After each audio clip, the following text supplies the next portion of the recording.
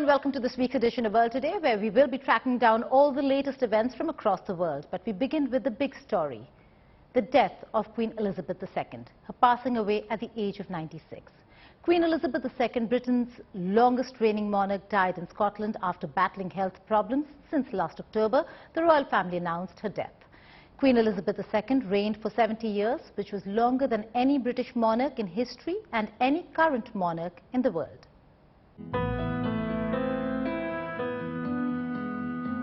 Queen Elizabeth II, the longest-serving monarch, has passed away at the age of 96. The Queen breathed her last in her country residence, the Balmoral Castle in Scotland, surrounded by her family members. Prince William and Kate, Prince Charles and Camilla rushed to Balmoral Castle after doctors had expressed their concern over the Queen's deteriorating health. Prince Harry and Meghan Markle too rushed to Balmoral when Queen Elizabeth II was placed under medical supervision. The newly chosen Prime Minister of the United Kingdom, Liz Truss, was one of the first to be informed of the monarch's passing, as is protocol. The message was also relayed to the public by Buckingham Palace, and flags were brought to half-mast within 10 minutes of the news. A 10-day mourning period is in effect now in the United Kingdom. I'm surrounded by literally thousands upon thousands of people here, well-wishers, mourners, people from all over the world who have congregated here to commemorate and mourn the death of Queen Elizabeth, who sadly passed away aged 96. I love the Queen. She was really good. She served our Queen, our country, and I don't know. She's a really nice person. She's a really lovely person. I'm named after the Queen myself, so my name's Elizabeth, but I shorten it to Liz. And because she's done such a good job over the years, she's an amazing woman. She was a lovely, amazing woman. I want to pay my respects to a remarkable woman. I'm not exactly a royalist, but I think given who she was the mother of a nation for like over 3 generations, and I think as an inspiration, a woman in her role was completely inspirational to all of us women. On the 5th day, the Queen will lie in state for 3 days as members of the public visit to see her coffin. It is on the final day that the Queen's funeral will be held at Westminster Abbey as the world pays tribute to a monarch who dedicated her entire life to serving the United Kingdom and the Commonwealth. One thing that is absolutely clear just from standing here is that there really isn't a shred of malice regardless of your position on the monarchy. I think The other big story of the week, India and China have begun disengaging in Gogra-Hot Springs at Ladakh, a thaw in tensions over what was the biggest sticking point in the 2-year-long standoff. The breakthrough came after the 16th round of talks between the two nations.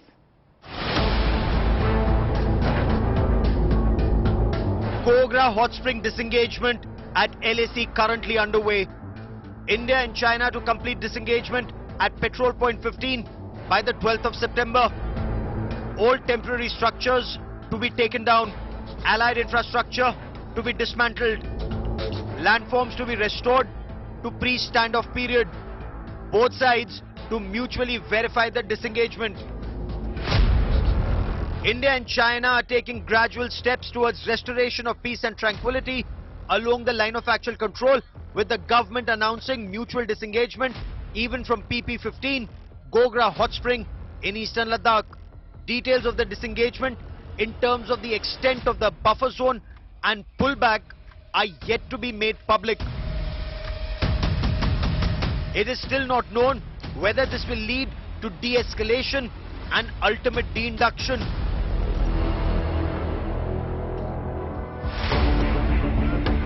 Chinese and Indian troops had clashed at multiple points along the LAC in Ladakh in the summer of 2020, starting with friction at the north bank of Pangong So.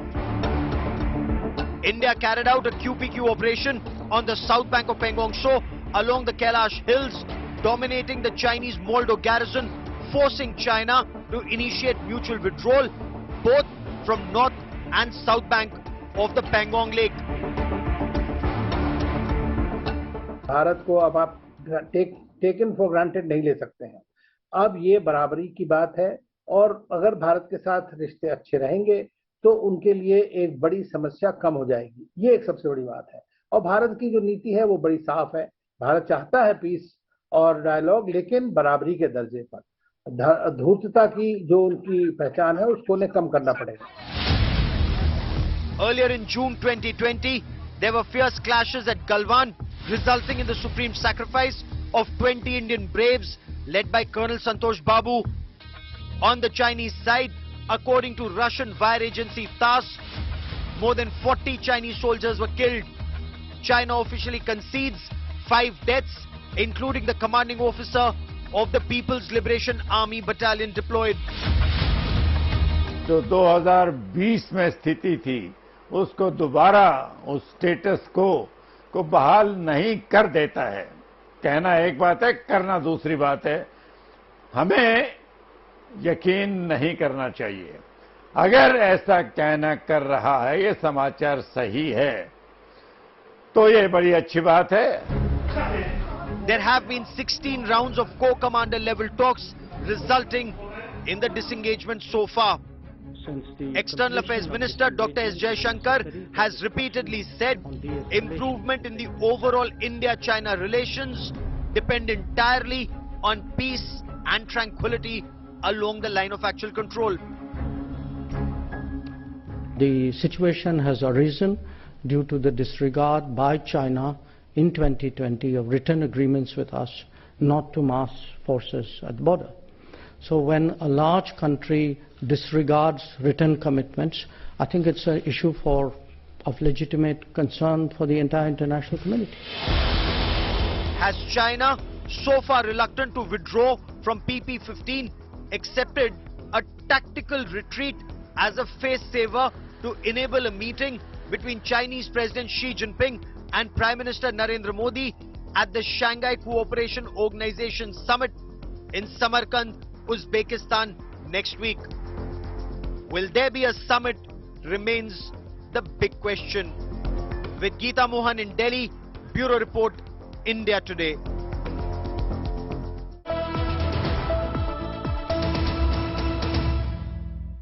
And now to assess the state of Chinese aggression, we're joined by Donald Lu, who is the U.S. Assistant Secretary of State for South Asia and Central Asian Affairs.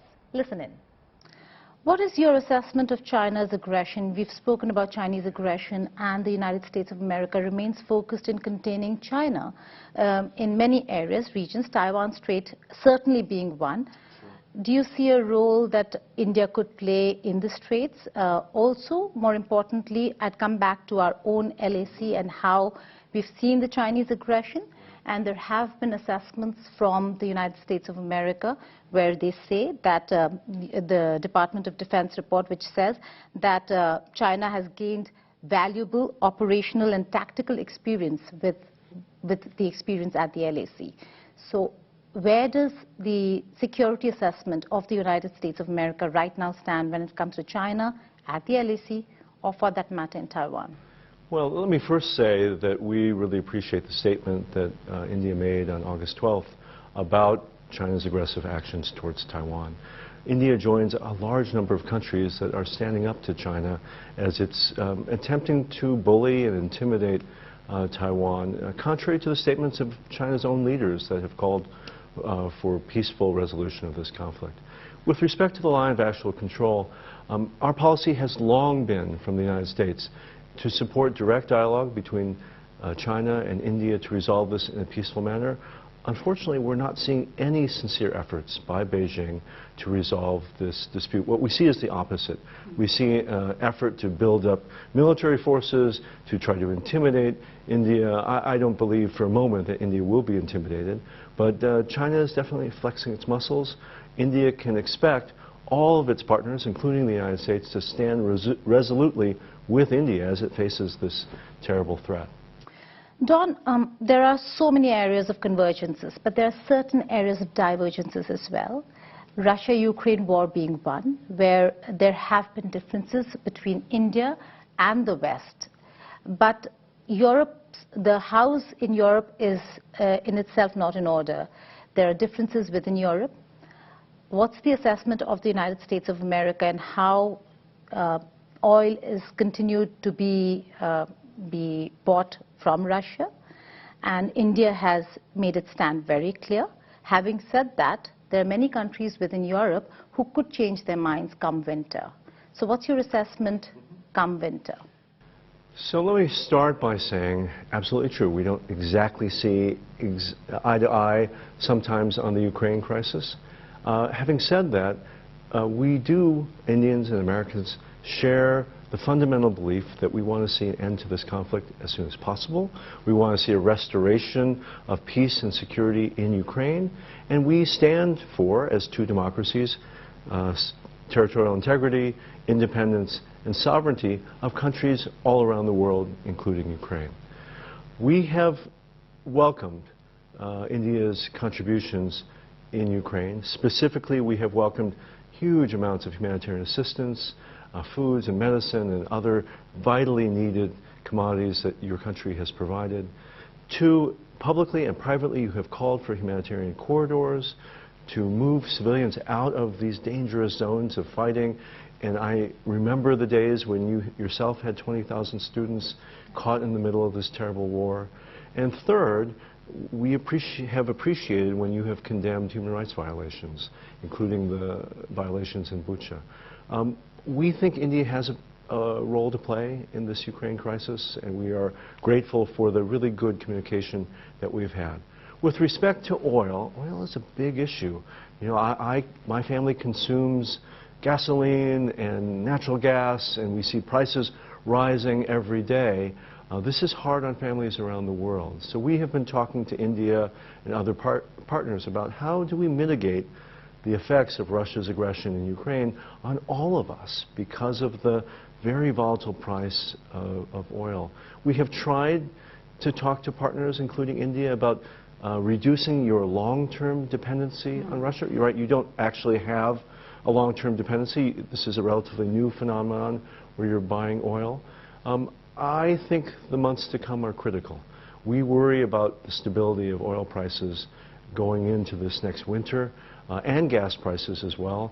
And we want to work with big consumers, important countries like India, to make sure we're doing the best for American people, for Indian people, and for people around the world. Focusing on South Asia, your area of interest, Afghanistan. Yes. Zawahiri being killed in the heart of Kabul city. They have not admitted it or accepted or acknowledged the information that was put out by America. But that certainly is a concern, as much as it is for the United States of America. It certainly is for India. Yeah, absolutely. India has very high stakes. How is the United States of America dealing with the fact that there is nexus between the Taliban and terror networks that continue to thrive in Afghanistan and the AfPak region, and the nexus between the Taliban and Pakistan when it comes to supporting, abetting, and harboring such terrorists? So the sheltering and hosting of al-Qaeda's emir, Ayman al-Zawahiri, is just proof for the world that the Taliban has grossly violated its commitments under the Doha Agreement. In addition to that, we can see now that the Taliban is undermining its own stated goals, which were to seek international recognition, to get financing for the rebuilding of Afghanistan, and to get the legitimacy that it craves from the world community. How can it do that if it's harboring dangerous terrorists? So we are reevaluating ourselves, our relationship with the Taliban. I think that's true of many countries today. And I'm grateful that we have good cooperation with countries around the world as we think about how to do the best for the Afghan people, but also how do we protect our societies from the threat of terrorism that happens, that could rise up again from Afghanistan. You mentioned Pakistan. What is really interesting to me today is Pakistan also sees the threat coming from terrorism from Afghanistan. Pakistan has launched airstrikes into Afghan territory to go after TTP training camps. Pakistan has lost lives of its border troops along the border as they fight over the fence and other border issues. It's quite a complex relationship between Pakistan and the Taliban. We are talking to Pakistan about this. We are talking about the need for all of us who have an interest in a stable Afghanistan to work together to prevent terror groups from being able to operate freely in Afghanistan. The F-16 sales of equipments is a concern for India, given that quite a few times we see, or we've witnessed, even America has witnessed, that the equipments are not always used for the right reasons. Did this issue come up during your meetings with New Delhi, and what was the concern that was raised, and how did US address it? Well, we heard several concerns, obviously, from the government about this. Let me just say very clearly, this is a safety and maintenance program. There is no new aircraft being considered, no new capabilities for the really old aircraft that are being maintained, and no new weapon systems. This is very much about a worldwide policy that the US government has. Whenever we provide or sell defense equipment, we support that equipment through the life cycle of that particular system. So in this case, that means spare parts and maintenance. What we are proposing to provide, and it's a sale, it's not assistance, would be servicing of engines and wings of aircraft so that these airplanes can actually stay in the air safely. Some of these aircraft are over 40 years old. Without this sort of assistance, they would be a danger to the pilots and potentially to other people. On that note, Donald Lu, many thanks for joining us here. Oh, I really enjoyed being part of your show. Thank you for having me. Thank you. Thank you so much. Bangladesh Prime Minister Sheikh Hasina's visit to India, but what does it mean for India? While Bangladesh an important part of India's neighborhood first policy, it is not just the country but the leaders as well who India is investing in. Sheikh Hasina, here's why. प्रधानमंत्री शेख हसीना जी के नेतृत्व में बांग्लादेश ने उल्लेखनीय प्रगति की है। पिछले कुछ सालों में हमारा आपसी सहयोग भी हर क्षेत्र में तेजी से बढ़ा है। आज बांग्लादेश भारत का सबसे बड़ा डेवलपमेंट पार्टनर और क्षेत्र में हमारा सबसे बड़ा ट्रेड पार्टनर है। I appreciate Modi ji's visionary leadership that continue to provide added momentum to our bilateral relations. I reiterate that India is the most important closest neighbor for Bangladesh. Bangladesh-India bilateral relations are known to be a role model for neighborhood diplomacy.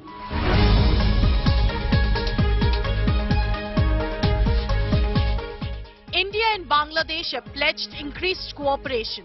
This comes at a time when there are concerns in New Delhi over growing influence of China in this critical neighboring nation. Dhaka is ensuring that engaging Beijing does not cost Dhaka its relations with India. Major infrastructure and development projects were announced, bilateral and sub-regional, rail, road and other connectivity initiatives. The Bangladesh Prime Minister expressed confidence in solving the long-standing Teesta water dispute under the leadership of Prime Minister Modi. I recall that the two countries had resolved many outstanding issues in the spirit of friendship and cooperation, and we hope that all outstanding issues, including Teesta water sharing treaty, would be concluded at an early date. But it is not just India that has become an important and indispensable partner for Bangladesh. For New Delhi, it is essential that Sheikh Hasina remains in control.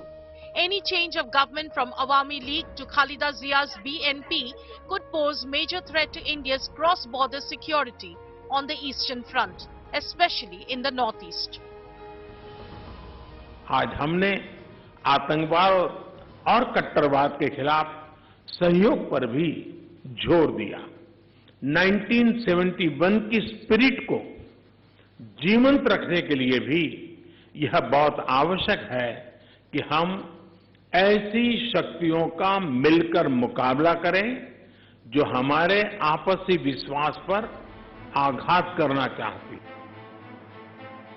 During the last 13 years, Hasina acted against fundamentalists and war criminals in her country that were not only threatening the secular character of Bangladesh, but were also anti-India. She also led the crackdown on Indian insurgents that were operating from Bangladesh. Khalida Zia, a pro-Pakistan leader, could pose many challenges to India and her plans of connecting Bangladesh with the northeast and beyond. Both the countries have challenges, be it the Rohingya issue, illegal immigrants crisis, or unresolved water disputes. But the countries have remained partners despite these obstacles. Bureau Report, India Today.